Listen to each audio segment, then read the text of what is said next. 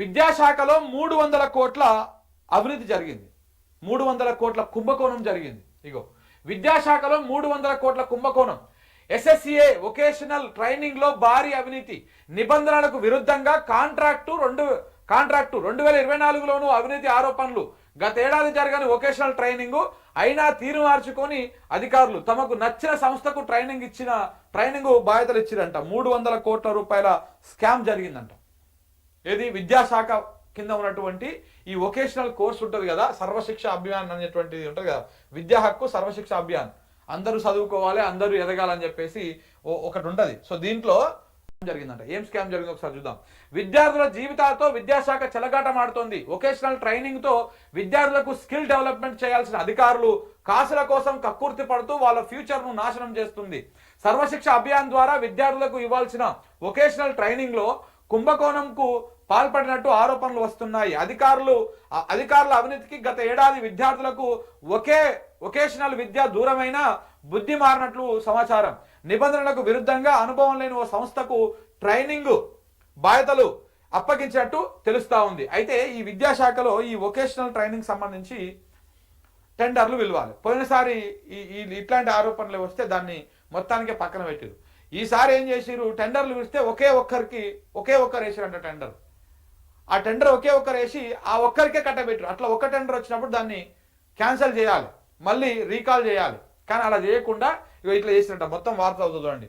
విద్యాశాఖలో మరో భారీ కుంభకోణం జరిగినట్టు తెలుస్తోంది. సర్వశిక్ష అభియాన్ ద్వారా విద్యార్థులకు ఇవ్వాల్సిన వొకేషనల్ ట్రైనింగ్ లో అవినీతి జరిగినట్టు ఆరోపణలు వస్తున్నాయి. నిబంధనలకు విరుద్ధంగా అనుభవం లేని ఓ సంస్థకు ఎస్ఎస్సిఏ ట్రైనింగ్ బాధ్యతలు అప్పగించినట్లు తెలుస్తోంది. విద్యార్థులకు స్కిల్ డెవలప్మెంట్ పై ట్రైనింగ్ ఇవ్వాలంటే కనీసం సంస్థకు 5 ఏళ్ల అనుభవం ఉండాలి. అలా లేని సంస్థలకు వొకేషనల్ ట్రైనింగ్ కాంట్రాక్ట్ ఇవ్వరు. కానీ రాష్ట్రంలో కేవలం 3 సంవత్సరాల అనుభవం ఉన్న సంస్థకే స్కూళ్లలో విద్యార్థులకు స్కిల్ డెవలప్మెంట్ ట్రైనింగ్ ఇచ్చే బాధ్యతలు అప్పగించడం పైన అనేక అనుమానాలు వ్యక్తమవుతా ఉన్నాయి. దీనికి కాంట్రాక్టు ఇవ్వడం వెనక కోట్లాది రూపాయల అవినీతి జరిగిందన్న చర్చ కూడా నడుస్తోంది.